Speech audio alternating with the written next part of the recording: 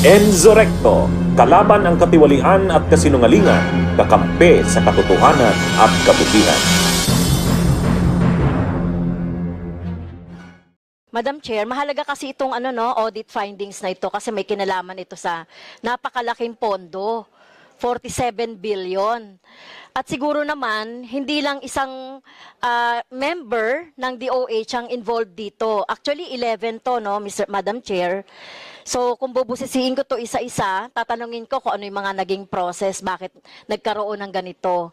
So, Madam Chair, diretso na lang po ako kay, kay Secretary, former Secretary Duque. So, you have transferred, your office transferred 47.6 billion to PSDBM without the MOA. Tama po ba, Madam Chair? Tama po. Hindi po kami nag-MOA batay po sa PSDBM Manual of Procedures. Hindi daw po sila from the very start requiring MOAs for common use supplies and equipment. And the PSDBM is here, Madam Chair, to perhaps validate what I said. Okay, mamaya na po ang PSDBM. Marami rin po akong tanong dyan, Madam Chair. So walang MOA.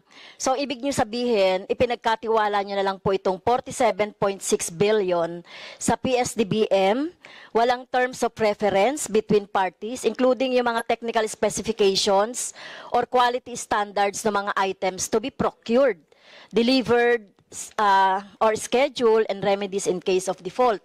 So, basta binigay nyo lang po yan. Para saan po yan? Ano pong mga deliverables ang gusto ninyong mangyari dyan sa 47 billion, Madam Chair? Madam Chair, yung pong transfer ng funds, yan po ay batay sa 5 o 6 na batas. Yung letter of instruction 799 EO 359, yung AO 285, reiterated twice in the General Appropriations Act. Yes, Madam Chair, with due respect, former Secretary, no, ang tanong ko po, yung 47 billion na yan, ay para saan yan? At ano-ano? Ano ba ang mga equipments? Yan ba ay mask? Yan ba ay COVID-19?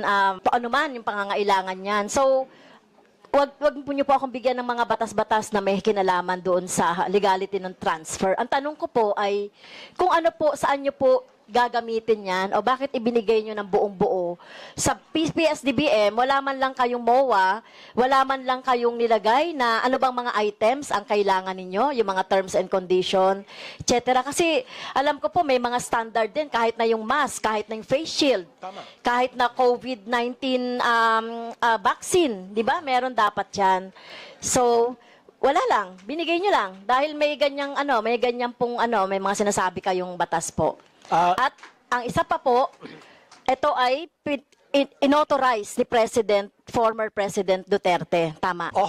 In his public pronouncements, the transfer was done because of the public health emergency which he declared sometime in March. Yung pong katanungan, ibalik lang po, Madam Chair, may listahan na po ang Procurement Supply Chain Management ng DOH kung pwede po ang Madam Chairperson to instruct the DOH Procurement Supply Chain to furnish a copy of all the items that were procured with this amount, Madam Chairperson. Yes, thank you, Madam Chair. Kasi sinasabi niyo po kasi, former Sec, sinasabi ninyo dahil sinabi ito ng sinasabi niyo mga batas, pero ang tinatanong ko po ay kung kayo mismo ang nag-order sa PSDBM ng mga ganitong items. So sa inyo po ba nanggaling yung mga items na in-order? O yung PSDBM yung nag-decide kung ano lang yung mga dapat na bilhin? Hindi ho. Galing ho sa DOH kasi end user ho kami. So yan po, may mga opisina yan ng DOH po na nagbibigay sila ng kanilang mga pangangailangan sa panahon ng pandemya. In fact, ang binibigay po ng DOH, which I considered as de facto parang contract, yung agency purchase request kasama po yan, kasama din po yung listahan ng mga kinakailangan na common use supplies and equipment, kasama po yung quantities, kasama po yung price, kasama po yung technical specification na mula naman po sa mga iba't ibang mga opisina na may kakayahan na magbigay ng kung ano ba yung standards. For example, ang KN95 mask. Hindi naman po basta-bastang mask lang. Okay, Ano po? maputol ko po kayo dyan, Madam Chair. Nakalagay kasi, dapat kung may MOA kayo, nandiyan yung mga technical specification. So, sino po ba yung magbibigay ng technical specifications? Kasi kung MOA yan, dapat nakalagay doon. So, sino bang nagbigay ng technical specifications? Is it the DOH? Yes, Your Honor. Ang technical specification. Pero sinasabi po dito sa findings, Madam Chair, ng MOA, wala kayong technical specifications. Nakalagay dito, without MOA, which should set the terms of reference between parties, including the technical specifications or quality standards of the items to be procured. Wala po kayong binibigay kasi wala naman kayong MOA. Madam Chair, excuse me for admin lang, nakapag-oath po ba? Okay. So sinasabi nyo, wala po kayong MOA. So nakalagay sa MOA po, Madam Chair, nandun yung technical specifications. And then you are saying merong technical specifications na binigay kayo sa PSDBM? Kasi ang nakalagay dito sa report po, Madam Chair, ng COA, ay wala. Meron po ang technical specifications. Binibigay po yan kasama doon sa atin na agency purchase request. Kasama po yung mga quantities and prices. At yan po ang yung agency procurement plan, yung procurement project management at Okay. marami pa pong mga Okay. Thank you, documents. Madam Chair. Can you submit that, Madam Chair, yung pati yung meron po siyang yung nakalagay po na ni-receive po ng PSDBM, including yung mga technical specification. Kasi number 2, sa findings po, nakalagay dito, the DOH failed to supply the PSDBM with complete technical specification and other relevant standard requirements on COVID-19 items in the APRs relative to its fund transfer, amounting to 47.6. Sabi pa rito, Madam Chair, such failure resulted in PSDBM's procurement of COVID-19 items without complying with the quality and safety standards. So yan po, no? Yung number 2 na item na findings ng COA. Hindi ko po alam kung sino nagsasabi ng totoo, kung nagsasabi po si former Secretary Duque ng tama o yung PSDBM. So, tignan ko po kung talagang meron kayong terms of reference to be submitted, Mr. Chair. Madam Chair.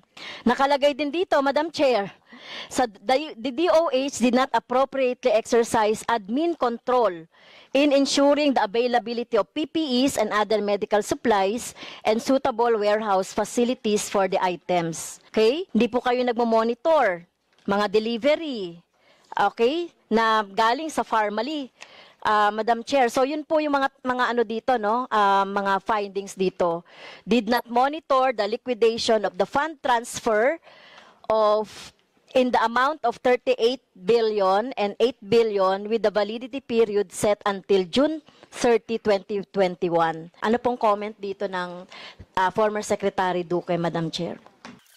Yung sa amin pong mga regular na EXICOM meetings ng Department of Health, nagbibigay po ng status report ang atin pong procurement and supply chain management team patungkol po sa ano na ba yung mga na-release na mga pondo, kalakip ng APR at yung allocation list at yung mga sari-sari pa pong mga dokumento.